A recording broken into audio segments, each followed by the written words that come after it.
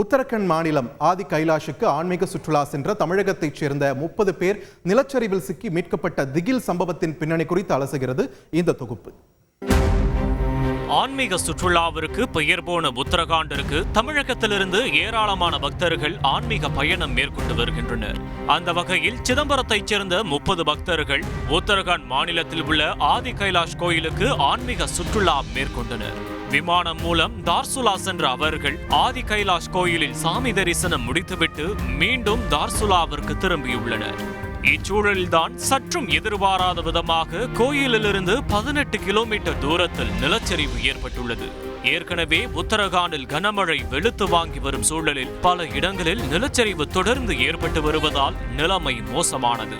இதனால் அங்கிருந்து பயணத்தை தொடர முடியாமல் 30 பேரும் சிக்கிக் கொண்டனர். இதில் மனதை பதைபதைக்க செய்யும் விஷயம் என்னவென்றால் சிக்கியவர்கள் அனைவரும் 60 வயதை எட்டிய மூத்த குடிமக்கள் என்பதே.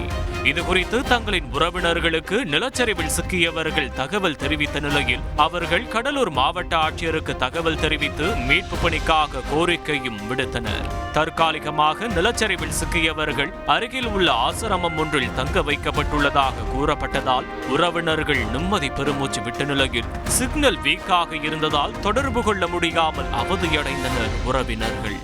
இந்நிலையில் நிலச்சரிவு ஏற்பட்ட இடத்தில் அடுத்தடுத்து நிலச்சரிவு ஏற்படும் அபாயம் உள்ளதால் உடனடியாக மீட்கப்படுவது சந்தேகமே என கூறப்பட்ட நிலையில் அங்கு வானிலை சீரானதும் மீட்கப்படுவர் என தெரிவிக்கப்பட்டது. இதற்கிடையில் நிலச்சரிவில் சிக்கியிருந்தவர்களிடம் செல்போன் மூலம் பேசி தைரியம் கொடுத்தார் முதலமைச்சர் மு.க. ஸ்டாலின். வணக்கம் ஸ்டாலின் பேசுறேன். நல்லபடியா வந்துட்டோம் சார். எங்க இருக்கீங்க?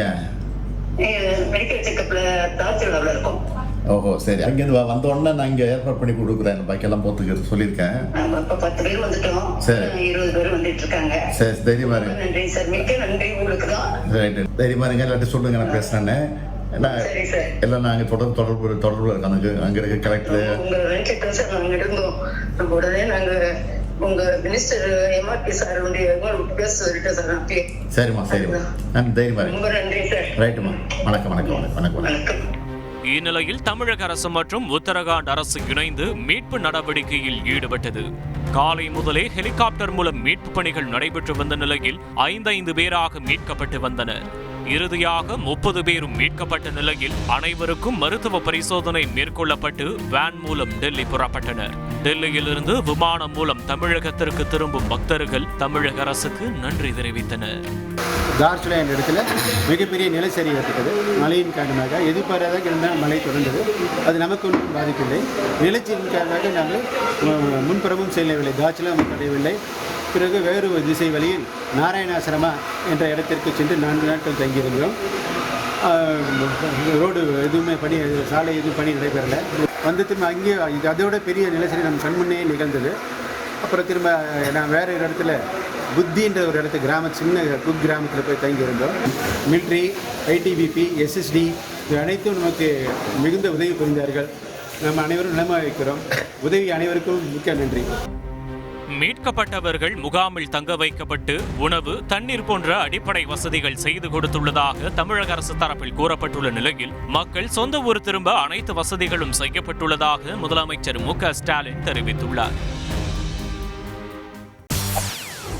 செய்திகளை உடனுக்குடன் தெரிந்து கொள்ள உடனே சப்ஸ்கிரைப் பண்ணுங்க.